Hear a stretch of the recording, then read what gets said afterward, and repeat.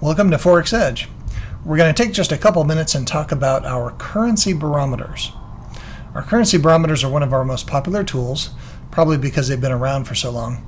Most of the members remember or refer to the currency barometers as these individual barometers. We'll just use the medium term as our example here. The idea behind the currency barometer is to break down the Forex market by individual currencies. Sounds like a pretty simple premise. It is, but it's very powerful because it allows you to analyze what each respective currency is doing relative to a time frame. This is up here, it tells you it's the medium term barometer. Now if we open up, let's say in contrast, we open up the long term barometer. We'll go ahead and leave that smaller and we'll kind of leave it over here to the side so you can see the difference. You can see that on the long term barometer, the Aussie is still overextended. It's actually close to 80. However, you can see that it's actually made a triple top on the medium term barometer because we've zoomed in. Basically, the medium term barometer from here to about here is from here to about here. So once you start to understand how that works and why it works the way it works, these barometers become very, very important to your trading. Probably the most popular question that we get about our different barometers is, I'll open up the short term as well. They ask us, okay, well, what are the different time frames? What time frame is the short term barometer? What time frame is the long term barometer, and what time frame is the medium term barometer? Well, they're not specific time frames. That's probably why they're so accurate.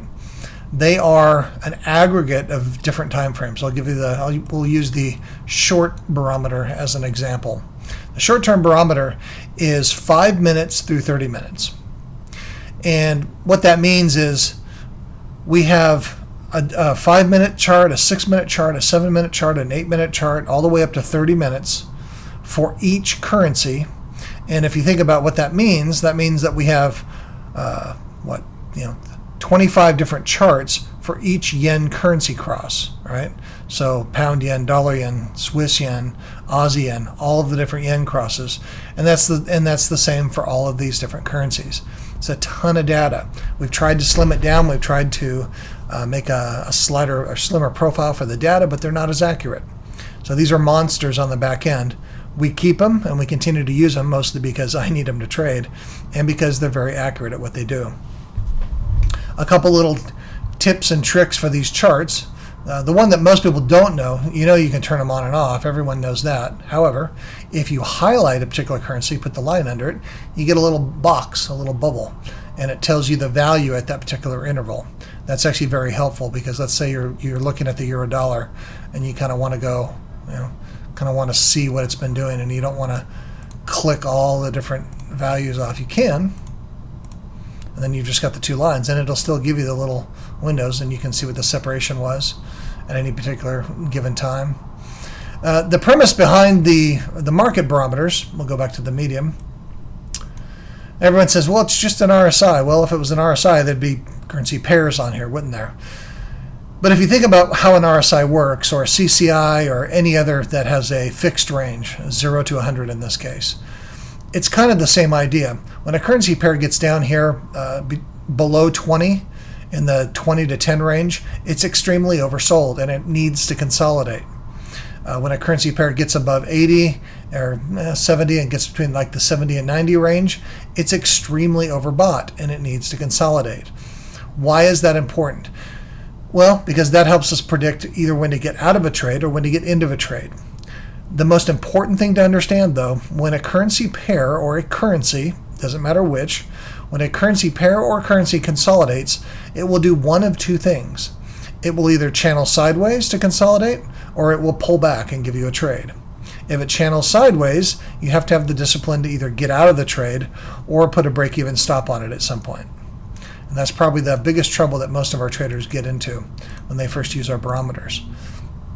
Over here we have our barometer dashboards, or histograms rather. It's the same idea. What it does is it pairs it down into very specific time frames. So it takes the 5-minute data that we talked about before, right? But it just takes the data for in this case, the pound and the dollar, and it pairs the data and averages out the values. So if we'll just maximize it. Most of that should fit in the video. And you can see it's kind of a powerful tool because it lets us know, hey, what happened over the last span of, and there are, if memory serves, there are 40 or 50, no, there's 50 intervals on this page. So we can see what, 50 times 5, we can see what's happened over the last 50 5-minute intervals. And you can see that it has spent a lot of time to the downside. Now if we open up that was a 5-minute, if we go back to the histograms, go to the pound dollar again, this time let's look at a 4-hour in contrast. Give it a second to load. Oh, maybe I didn't click on it. No, there we go.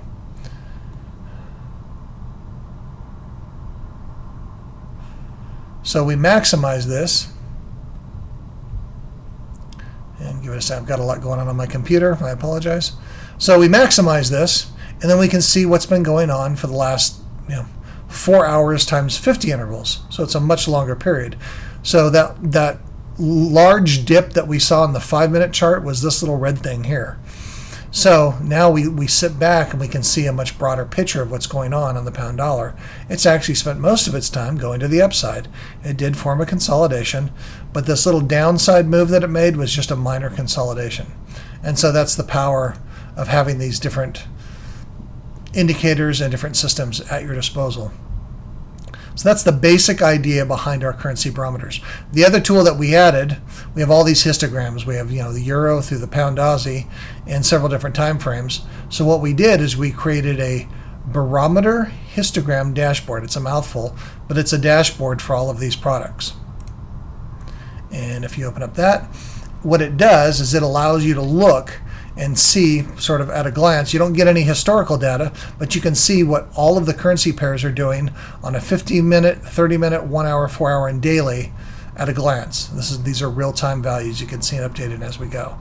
And so this is a powerful tool because then you can take, if you wanted to see why the Aussie yen's overextended, you could take a look at that. You could pull up a 4-hour Aussie yen histogram and see why it's overextended. Or if you wanted to see why the 1 minute's pushing up on the euro pound while the longer term time frames are pushing down, you could take a look at that. You could actually open up all of those histograms and make a little panel of them and save it as a layout if you wanted to.